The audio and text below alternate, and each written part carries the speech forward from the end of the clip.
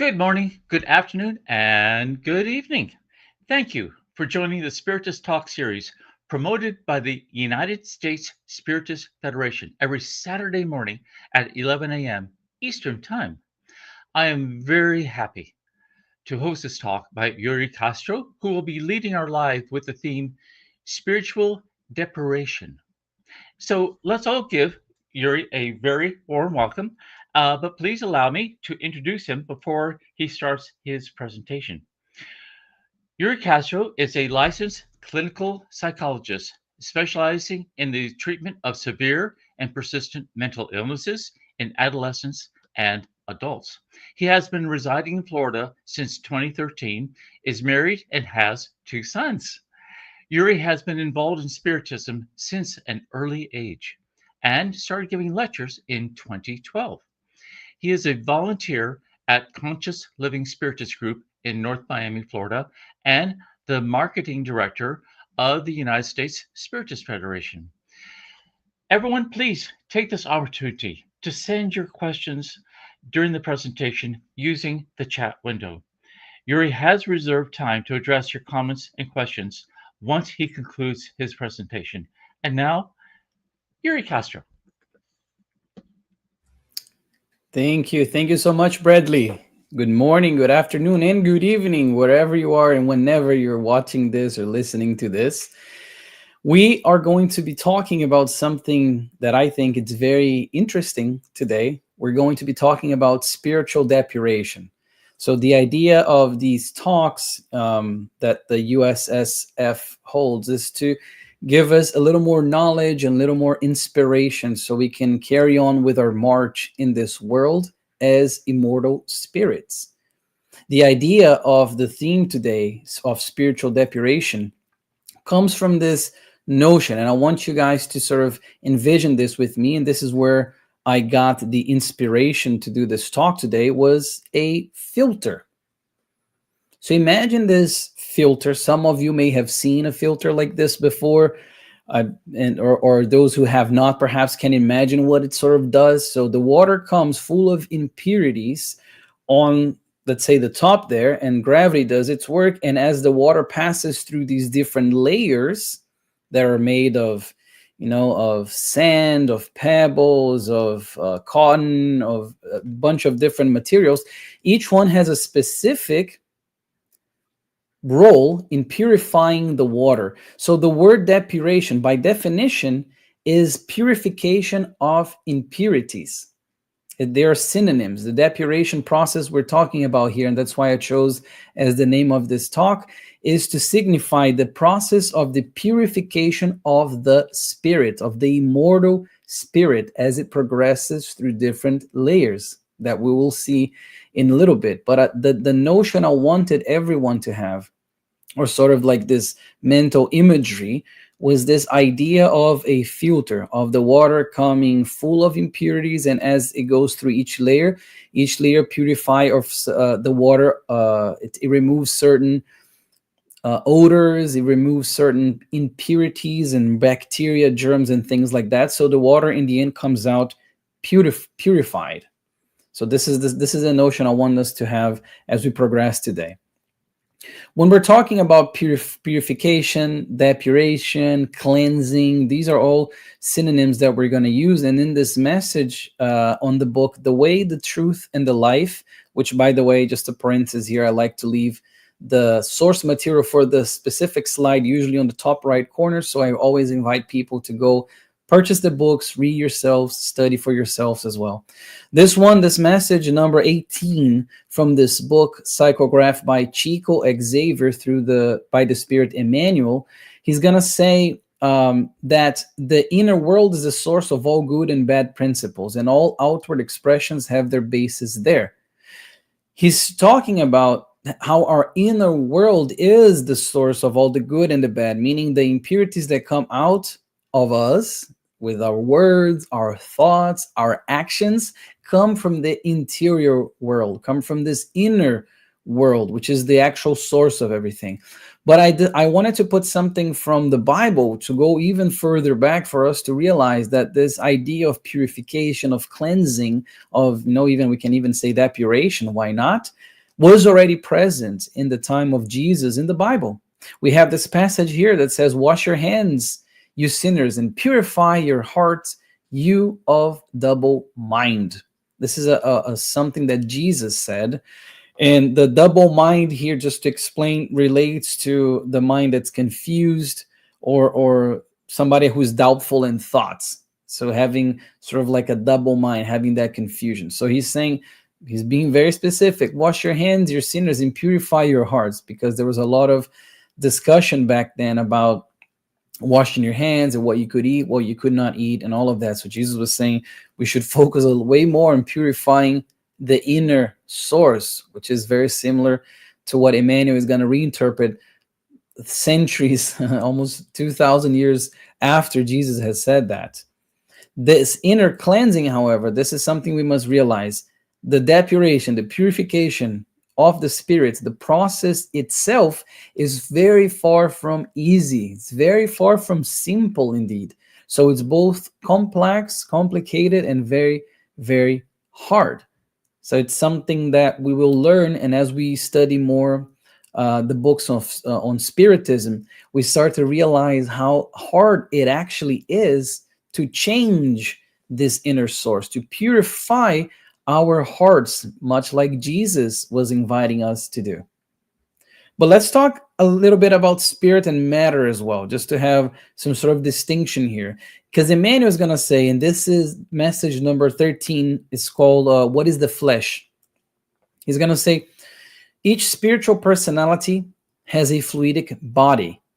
Have you never noticed the flesh is composed of condensed fluids? So he's already bridging some of the gap in knowledge that we had until then, or until the work by Kardec, when it relates to what is the spirit, what is the matter, what's the connection between those, what's the perispirit, and all those things we learn with Spiritism. He's going to say, of course, when those fluids combine, they obey the imperatives of life on earth. You have designated this process as the law of heredity. However, this combining process is passive and is not self-determining. So he's talking about the difference between spirit. He's talking about matter, and he's even going to say furthermore that the flesh is an earthly home where the spirit is in command.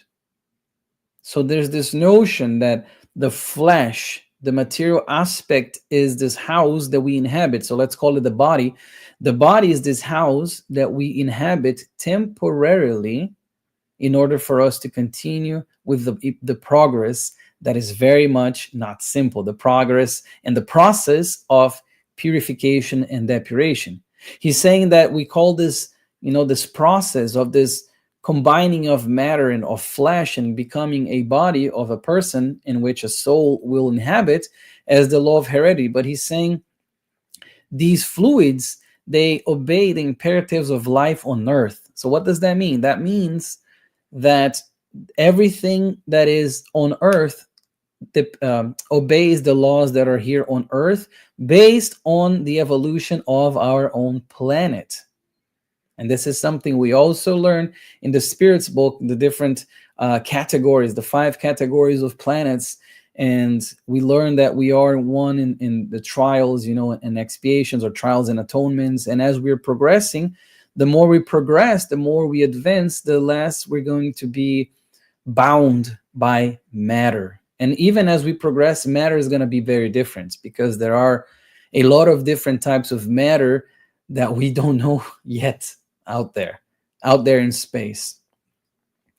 So the process of purification, the process of depuration, is this process that's not easy, because we're requiring this cleansing, just like when the water comes down from the filter to purify itself. But if we go to the Spirits book, question number 96, Kardec asks, are all spirits equal, or does there exist among them a hierarchy of ranks? This is excellent, because I actually love this question, because it does touch on a very curious topic, perhaps. that we often wonder, well, are there different categories? Because if we think of everything that Jesus was and everything that Jesus did while he was here, incarnated for that brief 33 years, it's very hard to not realize that he was a very different soul than we are. I can say speak for myself at least. I don't know who's watching this, but he's a very different soul than I am, and it's very hard to realize to not to notice how there's probably a lot of differences. So is there a rank? Is there some sort of hierarchy? That's what they're trying to ask. And the spirits are gonna say, no, they are of different degrees according to the degree of purification to which they have attained. And before that, they say that yes, there is a number. There is the number of such orders is unlimited, because there's nothing like a specific barrier or demarcation between the different degrees of elevation. So they're saying yes, there is an unlimited number, but this is the qualitative aspect here. They say there are different degrees according to the degree of purification. Here's that word again: depuration, purification, cleansing. According to the degree of purification to which they have attained, meaning how far along they are in the process of their souls becoming purified, because we were all created simple and ignorant by our loving Father. So if we were all created simple, ignorant, if we were all created very crude, very still very much attached to the matter, very much full of impurities, there must be a process by which we purify ourselves, by which we have this process of depuration of the spirit. And if we think about the different layers, well, if the water itself is more towards the end, it's definitely more purified than if it just hit the first layer, isn't it? Same thing with the spirit. But what they're saying is, hold on, there's not the number of orders isn't limited, because there's nothing like we see in the academic world where, okay, so if you do certain classes, if you get a certain grade, you're now on a different grade. There's nothing such as a hard barrier, and the degrees vary a lot, and it all depends on the degree of purification of the spirit. So then the following question, I can relate to the following question, because this is the question that I had when I read number 96, the answer to 96. Is there a fixed number of order or degrees of purification among spirits? So basically they're saying, can you tell us something? Is there a specific order? Can you give us a little demarcation, perhaps, just to satiate our our curiosity?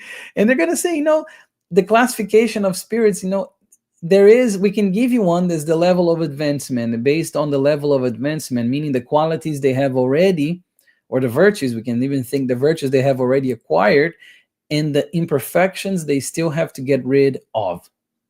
So these number, or depending the order that the spirit currently is, depends on how many virtues the spirit has acquired and how many imperfections, impurities, if we put in parentheses here, they still have to get rid of.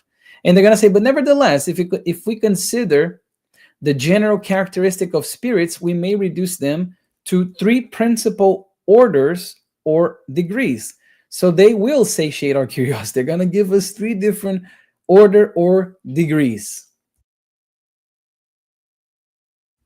So let's see here, what are they? Let's see what these orders are and these degrees are. First, and this is in ascending order from the 3rd order, which are the imperfect spirits. That's how they qualify them as.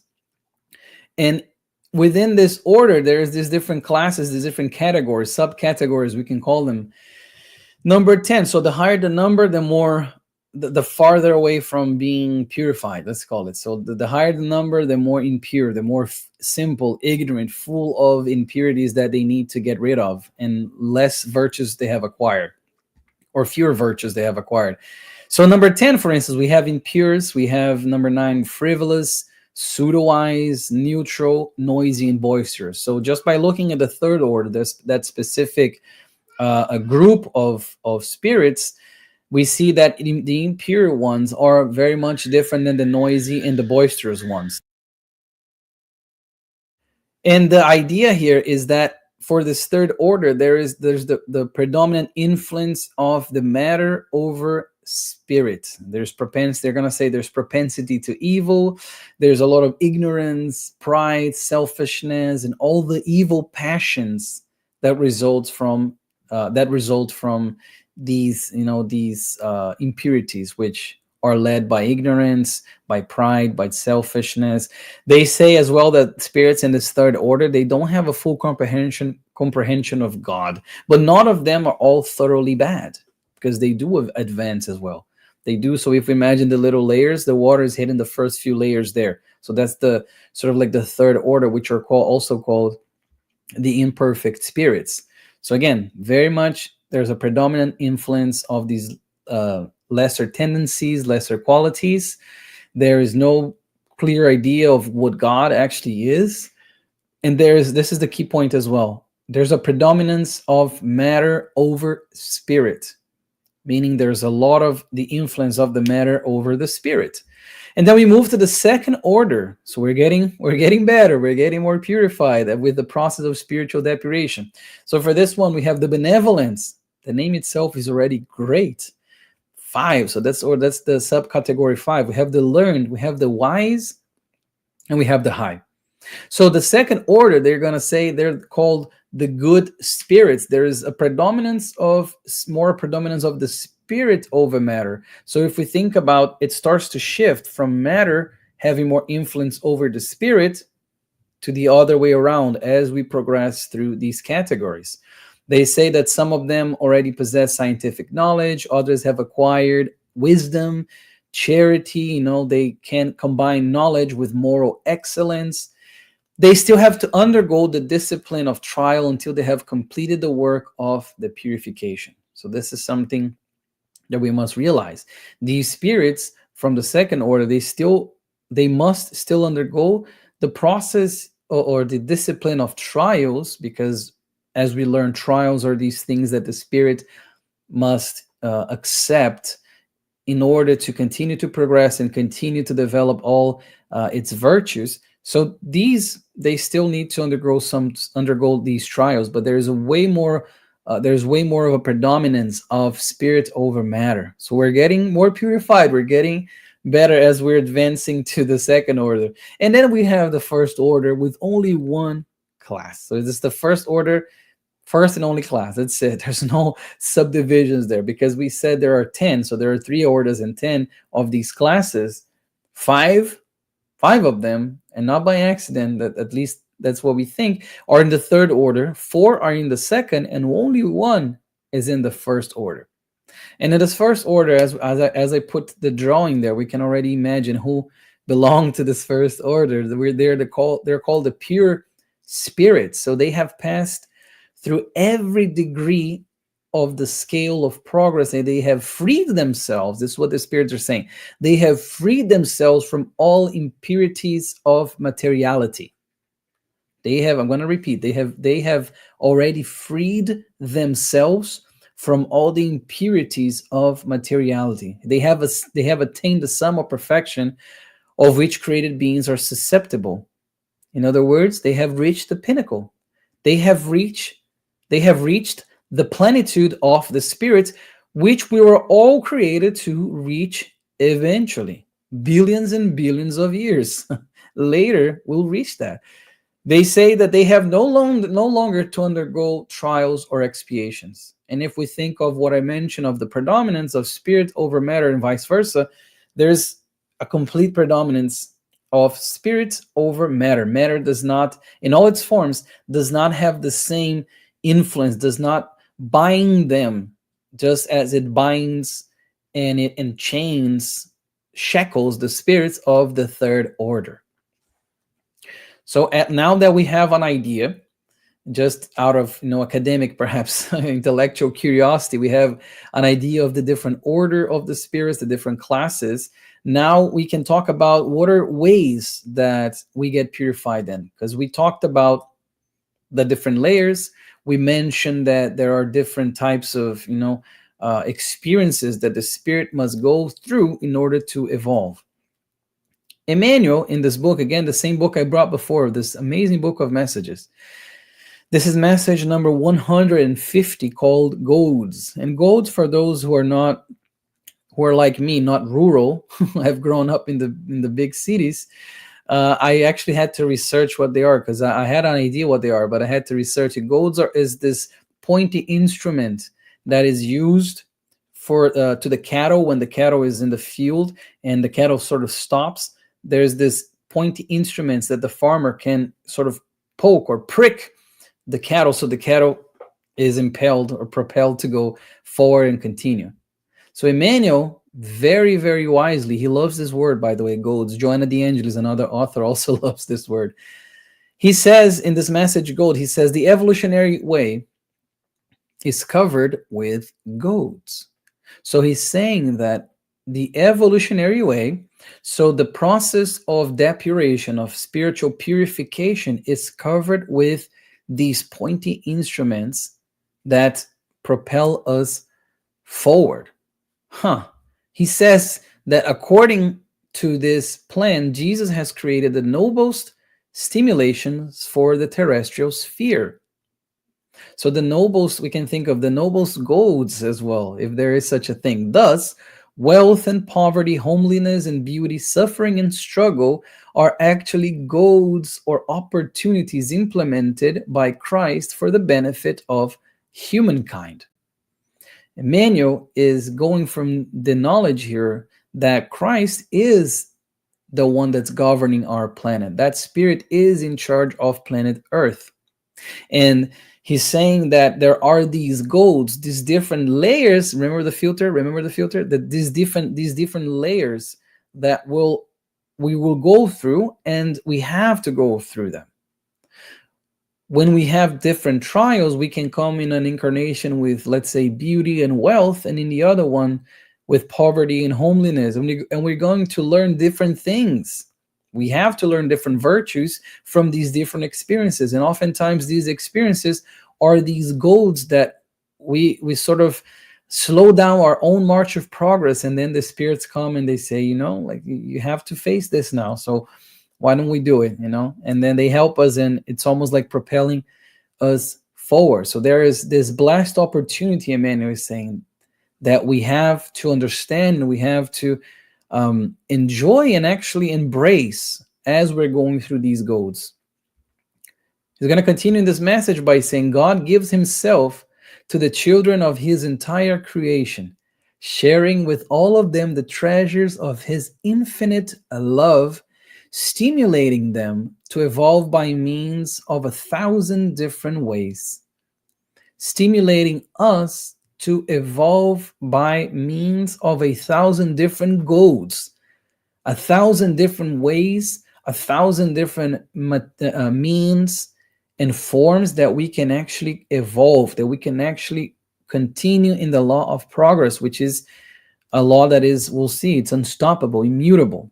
We can progress faster or slower, but we're always progressing, because if we don't, what happens is much like with the cattle that doesn't want to continue with the work of the field, there's going to be something coming and pricking us there, and it's going to be our goals.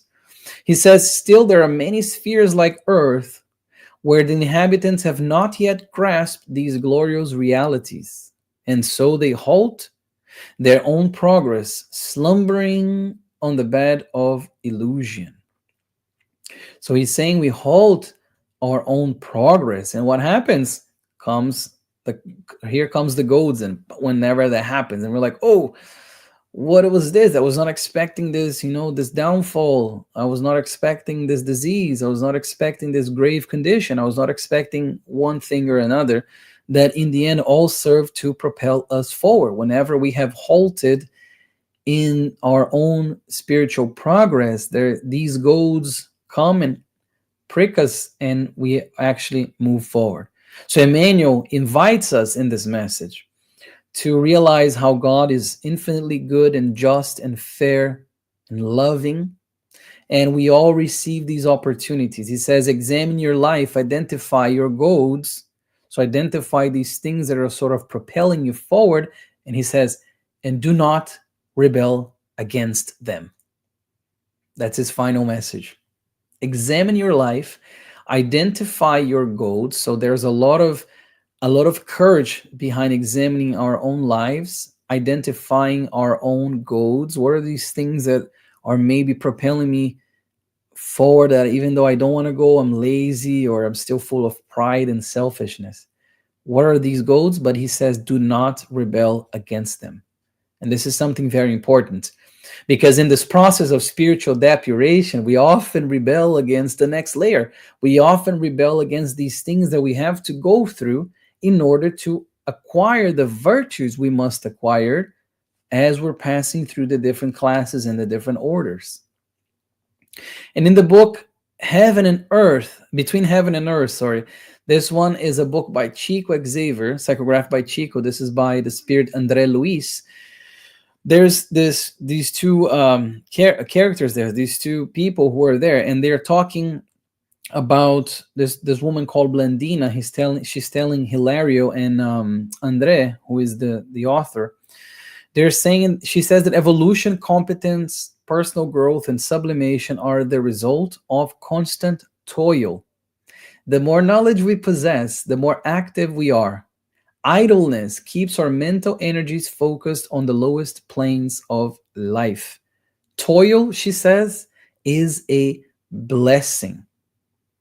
She says the education may not be a condition for our happiness, but it is crucial for our soul's evolution. So education sometimes, when we're trying to correct mistakes, when we're trying to purify ourselves, get rid of those lower tendencies, those lower qualities rooted in pride and selfishness, education may not be a condition for our happiness, meaning sometimes it hurts. Sometimes the process of education is very bitter, almost like taking a medicine that we know we must take, but we hate the process of taking it, or an injection, or anything that causes us discomfort and pain. And education oftentimes is that. But she's saying here that all these things are the result of constant toil. And the more knowledge we possess, the more active we are, of course.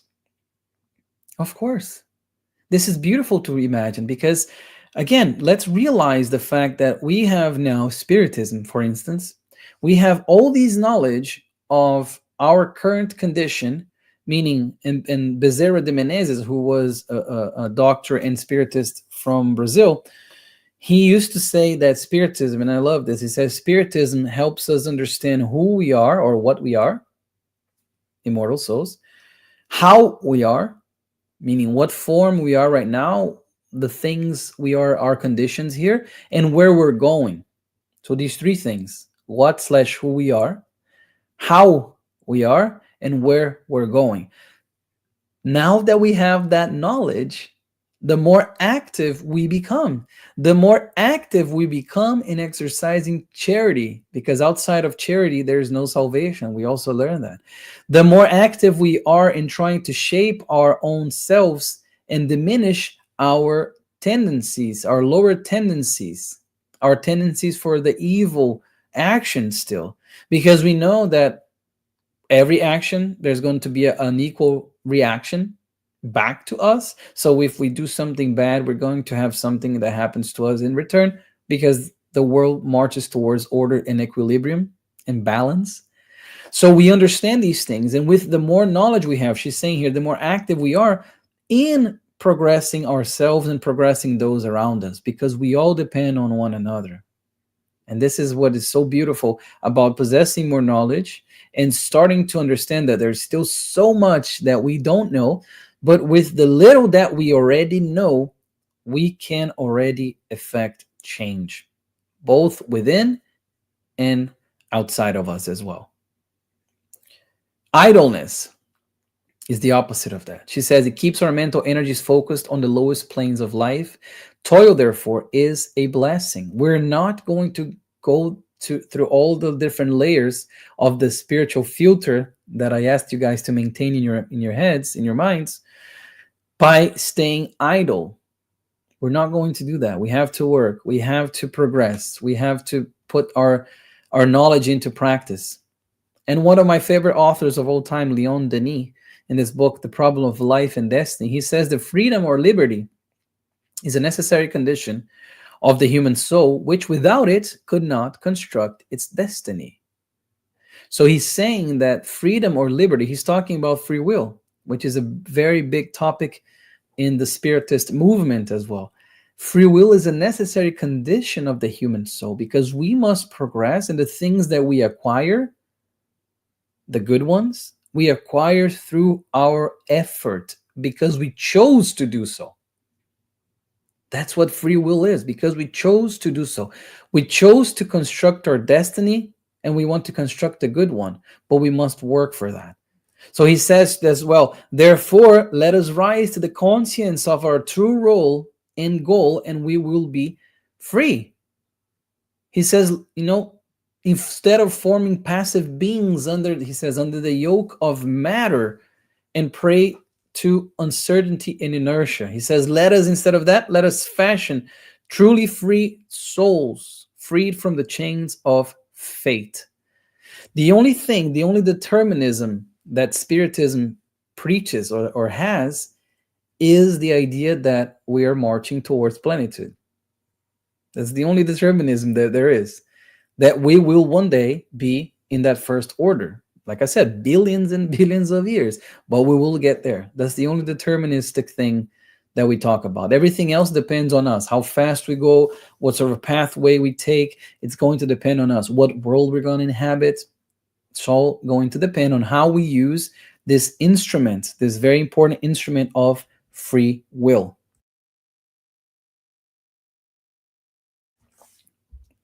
Now, as we move on now, we have this book called The Good News. This one is by Humberto de Campos, and this is psychographed by Chico. When we're talking about the purification, we have to think of, obviously, the layers. We have to think of different reincarnations. And Humberto is going to say the body is just a garment, and all material garments eventually become tattered. But as God's children, human beings will always find in his love the elements they need to change the garment. We will always find the elements because God loves us. We will always find what we need to continue to progress. The death of the body is that essential change because the soul will continue to journey through other experiences until it receives enough light for the final pathway into the kingdom of God with all the perfection it has achieved on the rough roads it has traveled. Definitely rough roads. We have come from rough roads. We are in a rough road, and we'll still be in a rough road for a little bit because we're still very much attached to the matter. We're still very much in a planet that's far from being a blessed one or a pure one, full of pure spirits. Very, very far. So the roads ahead are going to be rough, but the thing is, we are progressing. We are marching towards that. Sometimes, these roads can seem unfair, but if we consider the idea of a fair and just and infinite and perfect in all its qualities, a God that is all those things, we cannot imagine that we would have an unfair voyage ahead of us, that the rough road we have ahead of us is something we don't deserve. When we stop with that sort of victim mentality, we free ourselves from the shackles and we can move forward and we can understand and not just stay idle. We can understand and apply the knowledge that we are acquiring. We do find all the elements we need to change our garment. And just like he's saying, the body, everything that's material here is going to go to dust. It's going to become dust again. Came from the dust, it's going to go back to dust. But the notion here too, when we're talking reincarnations and now bringing the idea of the future, we can imagine here, and this is just merely, let's say, for demonstration purposes, okay? This is not necessarily goes all the way like that, except for this first one. So let's imagine that the very dirty water that we have there, almost like with mud and impurities. That's how our spirits are in the beginning, simple and ignorant and full of pride and selfishness and animalistic tendencies and all those things like that. So as we go through this process, we going to find different garments, as we just saw in the previous slide. We're going to inhabit different bodies. We're going to even inhabit different types of worlds as we're going through that. But just to bring to our own world here, let's imagine we're born simple and ignorant. We go from a primitive world to the world that we're in right now, and we all of a sudden one of our layers is slavery. So we must learn all those things by going through a very, very sad process of slavery.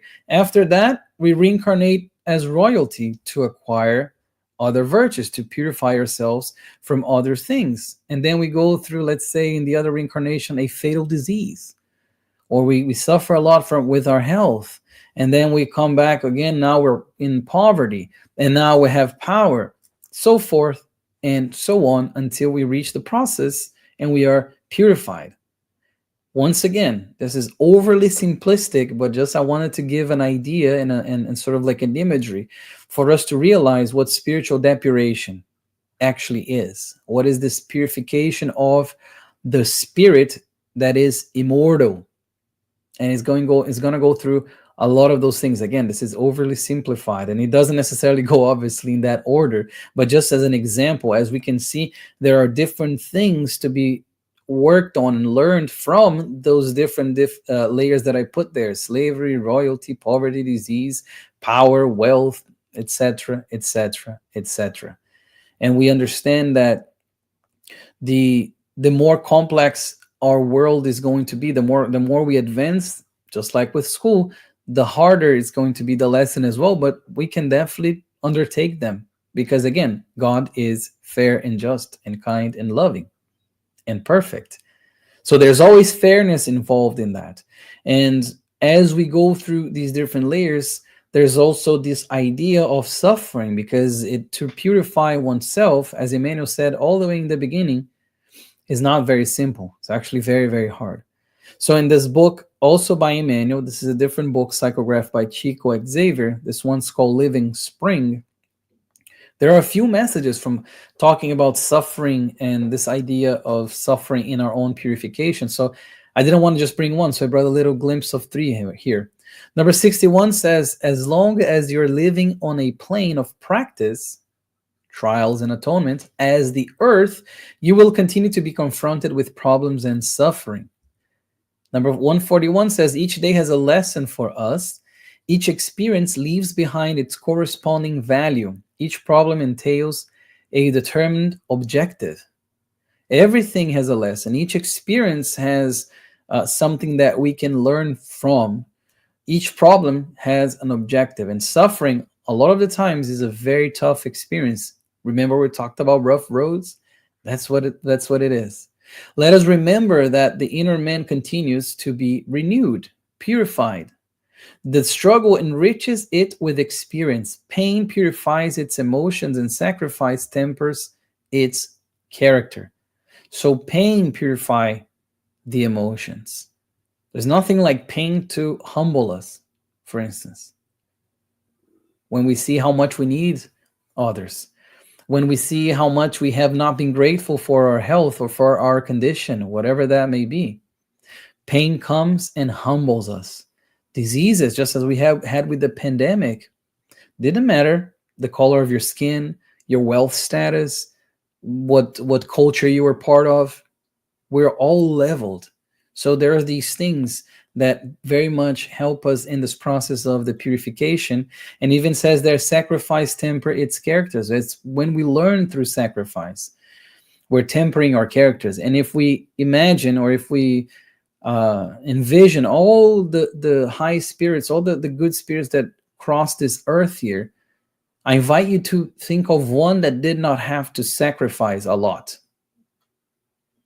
You're not going to find. I'm going to give you the answer already. All of those had to sacrifice a lot.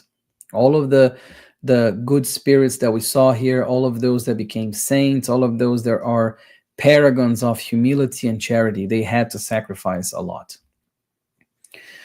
In the book Plenitude now, this is a different author, the one already mentioned, Joanna De Angelis. This one is psychographed by Divaldo. She says, suffering is a path to spiritual redemption. In the face of the incomplete moral development of the individual, a personal choice, it is a script devoid of any punitive action. So it's not to it's not to punish us. That's what it is. We don't realize that. We think we're being punished by an unfair God when it's not true. She says it is a script devoid of any punitive action, educating, which is hard, or re-educating through the same mechanisms, thanks to which there was compromise, deviation from the route, disrespect for the laws of life. Its presence prevails while depuration is necessary. Here's that word again, depuration is necessary. So there's this idea that sometimes we have to go through the same mechanisms. So if we come with, let's say, in we reincarnate with a lot of wealth and power, and we misuse that, rest assured that we're going to have to come again with that, and we're going to have to learn to use it wisely and use it in favor of others. So we're going to have to educate or re-educate through the same mechanisms oftentimes. So if we imagine the filter again, we have pain, as we're learning that pain is very much something that is part of this process of the purification of the spirit. I brought here a little, a little cartoon or a little depiction of things that we can do with pain, and they almost follow a sequence. Let's imagine that pain is that little boulder there, rough, hard, very, very difficult to withstand. So we can suffer from pain. We can just drag our pain. We can analyze our pain, so it's already getting a little bit better. We can learn from our pain.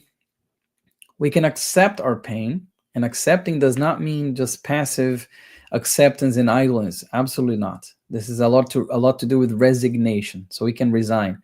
We can accept our pain, so that's the person accepting that the boulder is there, or we can transform it. And I love that little heart that the little person there carved from the pain, the big boulder of pain. They carved a little heart from that. So this is something that we must realize as we're going through painful situations, that we can do all these things. So my question, and each person maybe can answer among themselves or internally, what are we doing with our pain? Where are we there? Well, pain is a blessing sent by God to all his elected. We have this one in the gospel according to Spiritism. So when you suffer, do not allow yourself to become afflicted. Rather bless the omnipotent who, through the pain of this world, has chosen you to receive glory in heaven. Wow. I can't speak for myself, but I'd say, if I had to generalize, I'd say we're very far from this full acceptance and resignation that whenever we're visited by pain, our first reaction is to just thank God for it. It's not there. It's a process. We'll get there, but I think it's a process. But realizing that if we have the pain now, we are in a process of purification and we're marching forward. So we're already shifting the lens through which we see pain and we see suffering, just like the Apostle Paul. And I love something that he used to say, or he used to think whenever he was in great pain, and he was in great pain, as we see in the book Paul and Stephen, for instance, by the Spirit Emmanuel, psychographed by Chico Xavier. He was in a lot of pain. He suffered a lot. And at any time that he would be suffering, he would be thanking Jesus for believing that he was worthy of those difficult trials.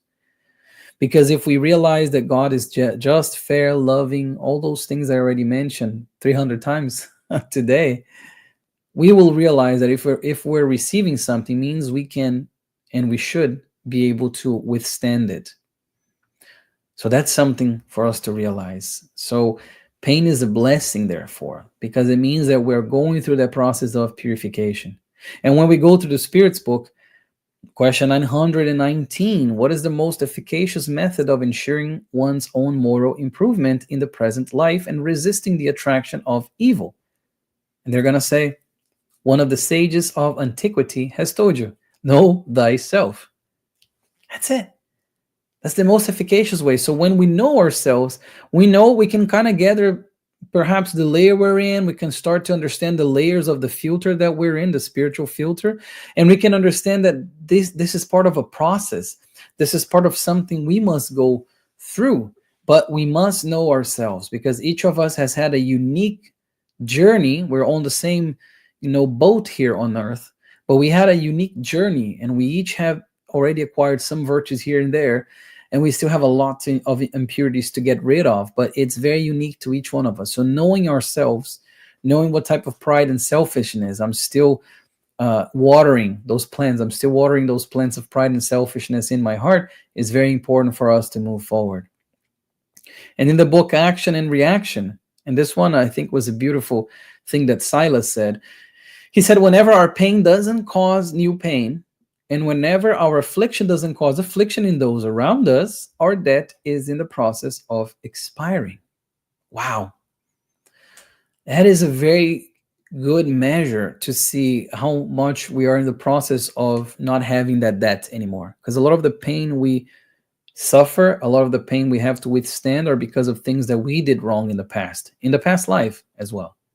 So whenever that pain doesn't cause more pain, or affliction doesn't cause affliction in those around us, means that pain is in the process, or that debt is in the process of expiring.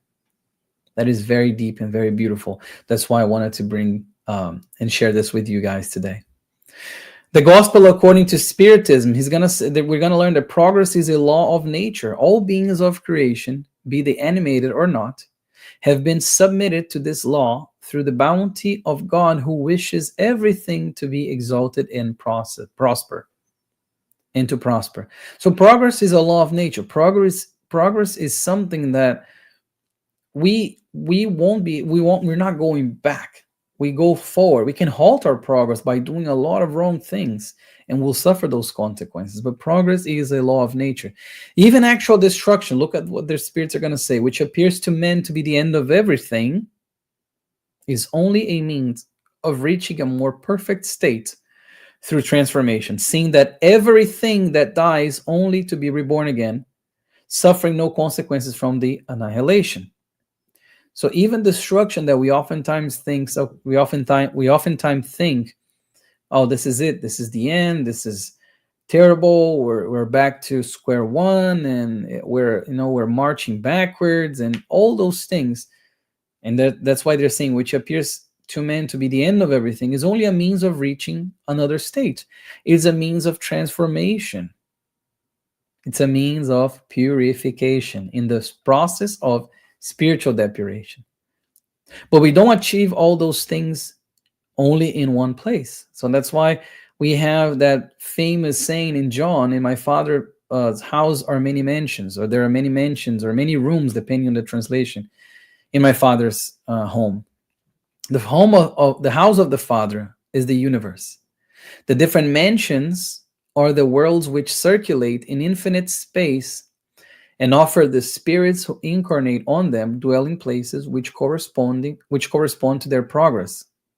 So the idea is that in my Father's house are many mansions relates to the notion that which is one of the pillars of Spiritism, this idea that there are different stations of progress, different planets that we go through as we progress as spirits, different stations for us to gather all the necessary elements we need to gather in order to progress. And those elements are very much in accordance with our own degree of evolution. And they're going to say, conforming to whether the soul is more or less purified and detached from material lies, the ambient in which it finds itself will vary infinitely. There are so many different categories of world. There's so many different worlds. Think about everything we don't know about space and the universe yet. There is so much more that we don't know yet than the things that we actually know. It's tremendous. The difference is tremendous. We can barely fathom the actual difference between what we know and what we don't know. So there's this notion, therefore, that these many mansions, the spirits who are going through those different layers, can go through those different layers in different worlds as well, as they progress from simple and ignorant through the process of purification and getting all the way to being purified spirits of the first order and only class. And we saw this, we can, if those who want to learn more about this can read it in the book On the way to the light, I think that's the name of the book, by Chico Xavier and Emmanuel, about those who reincarnated from Capella, the Capella constellation. And these are spirits who couldn't progress anymore in the place that they were, so they were brought here to earth. In the book Our Daily Bread, it says Christ began his divine mission among peasants. He lived among irascible doctors of the law and rebellious sinners. He associated with the sick and the afflicted. He ate the hard bread of the humble fisherman and finished up his holy work between two thieves. And this is what Emmanuel, the title of this message is Think a Little. Basically saying, think a little bit. Stop and realize what Christ did and how he was and how he did it. And he's listing all these things that went wrong. And he says, think a little. What are you hoping for? If you are waiting, this is what Emmanuel is saying, if you are waiting for an easy life and situations of prominence in the world, remember the Master and think a little. If we are waiting for perfection, for all the stars to align, for me to be feeling the best version I've ever felt, the best version of myself, to do change, to make something different, to improve myself, to help others, if I'm waiting for that, I'm never going to do anything. I'm going to be halting my own progress and the progress of those around me. So Emmanuel here is saying, think a little. Look at what everything the Master went through, and what are you hoping for? You being a spirit that is way, way, way less than what our Master, what Jesus actually is. So what about us? This is the final question I have for us here. When we're thinking about the process of spiritual depuration, how are we going through this process of purifying ourselves from our impurities? Are we really trying to transform our pain? Are we really rebelling against the goads that are trying to propel us forward? Are we really using the knowledge that we have at our disposal to help ourselves and help those around us? Are we really cultivating all the virtues? Are we going through the trials with patience, humility, resignation, love, understanding, with a charitable heart and with a faithful spirit? Are we going through those trials like that? We must understand that it's all part of a process, but it's pretty much up to us to go slow or to go fast. And with that, I wish everybody a very, very blessed week.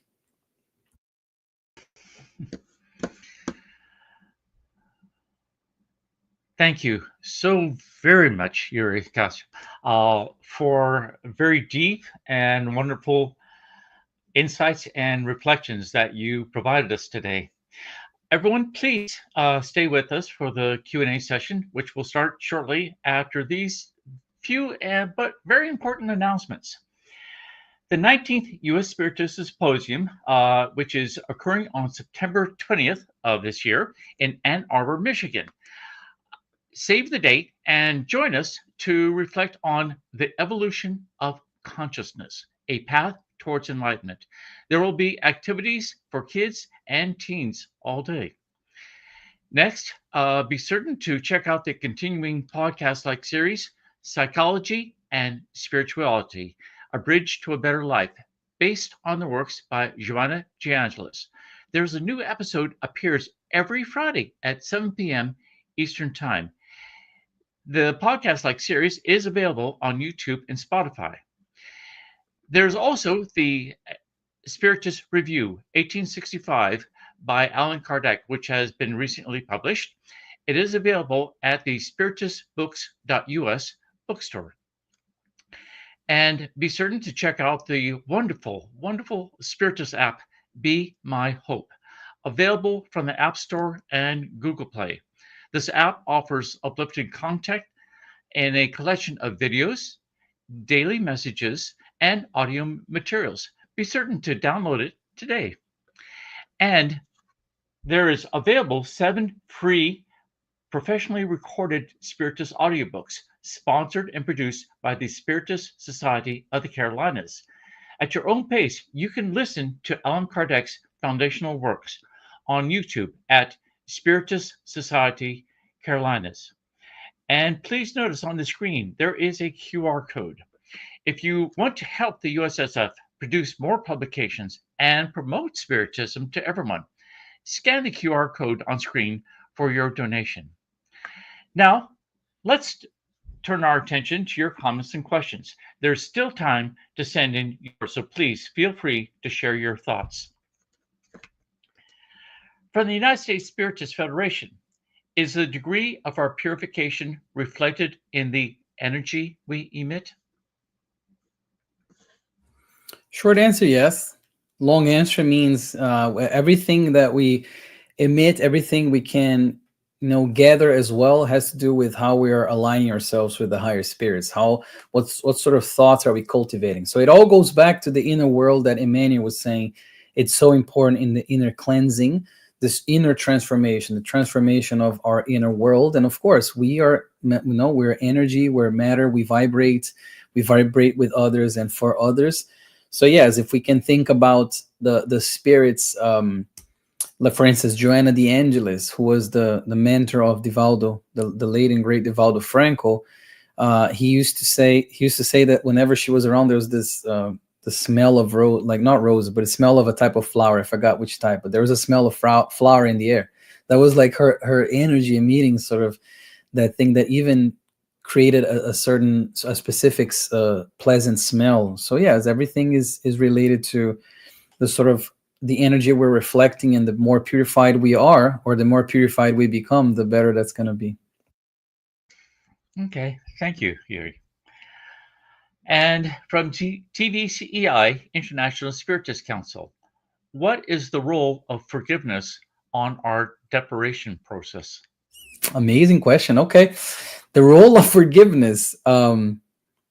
Forgiveness ties itself back to charity, and outside of charity there's no salvation. So if we think about forgiveness, anytime I think of forgiveness, I think of two types: forgiveness towards others. So if we think of charity as how Jesus understood it, benevolence with everyone, indulgence with people's flaws and their mistakes, and forgiveness for those who err against us, basically in those words.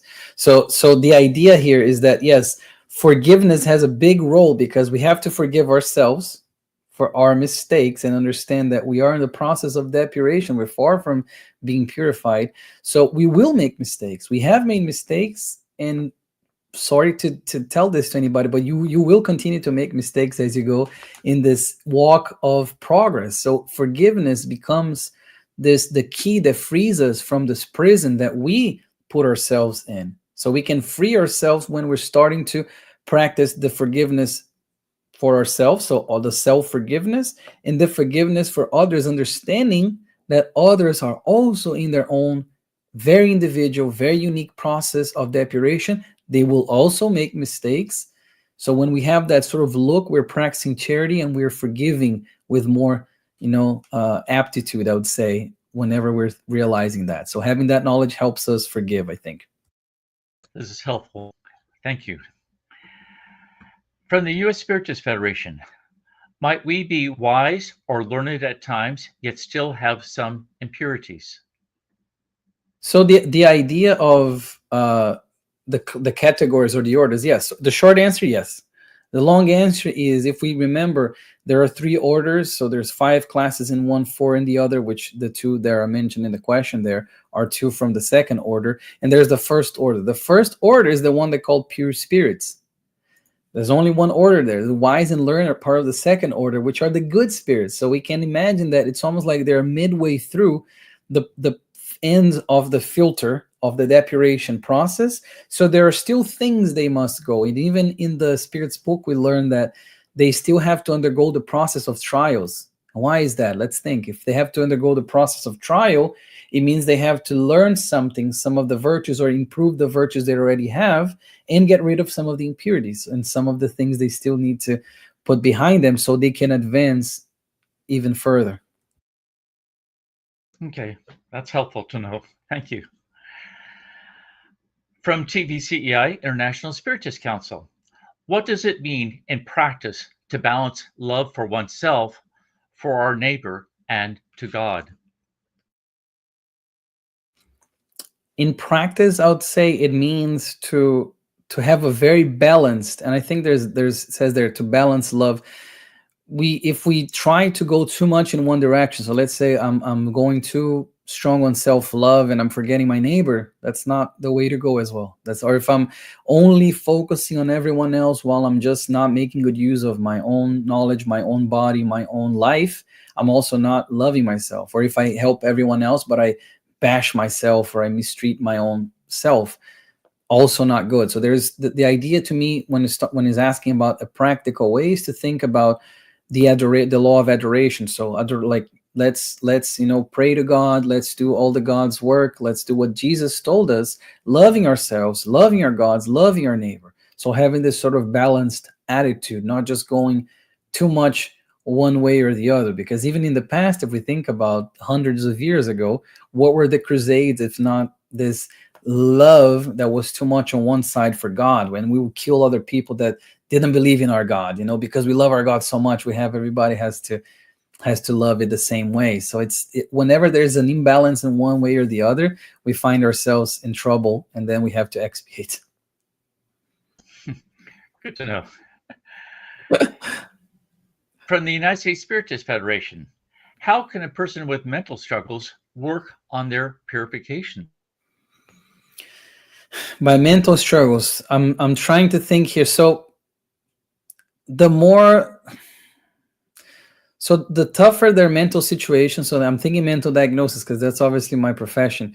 But depending on the mental diagnosis, it's going to be very hard for them to understand and to comprehend and to actually apply these things. But the idea, let's think of mental struggles in a more, I guess, generalized way.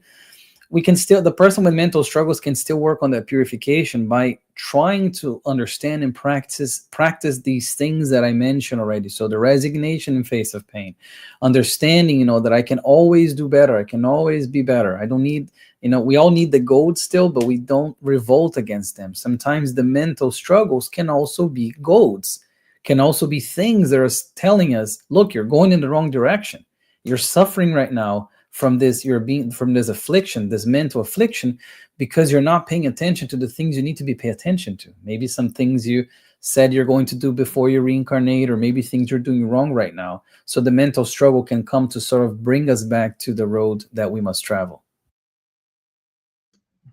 Thank you. That's very helpful to know. Truly. From the U.S. Spiritist Federation, how can we know during our earthly life our level of deprivation? Wouldn't it be nice to know? I don't know. I think honestly, I don't think we can truly precise that, because even the Spirit said that there's like an unlimited type, like orders and classes and things like that. So there's this idea that we can truly know. I'm a very curious person. I'd love to know some things, but obviously I don't think we can. And honestly, if we spend too much time focusing on that, we're gonna waste precious time thinking of something else. So the idea is, I don't think we can truly know, but we can have an idea, and I'll give that. We can have an idea based on where we are, with whom we are, and how we are. And we're gonna have an idea what sort of order or class and what sort of we know the planet we're in. So we have an idea there that we're not. I'll just give it this: we're not very close to the end there with the purified water. Understood. Thank you. And from TPCI, International Spiritist Council, what can we learn and how can we progress with the apparent chaos we are living in the present times?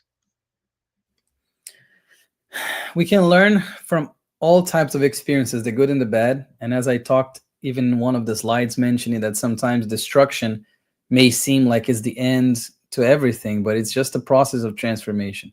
So having that knowledge, applying that with patience, with charity, and understanding that we can be the light of the world, as Jesus has said, especially in these times of crisis. Because Jesus said, I didn't come I came for the sick, I came for the afflicted, I came for all of those. So if we have this knowledge already of the immortality of the soul, of the different reincarnations, we have this understanding of a fair and loving God.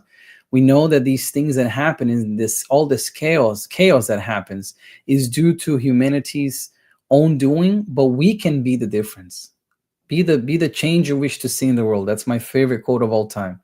So we can be the change. So that's how we can sort of act in the situation. Wonderful, wonderful. Thank you very, very much, Yuri. And many thanks to everyone who watched today's talk live and those who have been following our weekly Spiritist Talk series. Please don't mix our next live next Saturday, August 16th at 11 a.m. Eastern Time, when Aniso Hizen will be discussing mediumship as a healing tool. So, Yuri, before we close the live, would you please offer a prayer? Yes, of course. So for those who can and those who are willing to, let's close our eyes. Let's sit comfortably. Let's take some deep breaths. Let us elevate our thoughts to God, our Father. Let us elevate our thoughts to Jesus, our Master, our brother, our friend. Let us elevate our thoughts to all the high spirits, all the benefactors that help us with everything that we go through. Let us send a prayer. Let us send a thought of gratitude to those who walk with us, who walk along us. Let us thank all the opportunities we receive with our heart full of gratitude and look forward to making the difference. And so be it.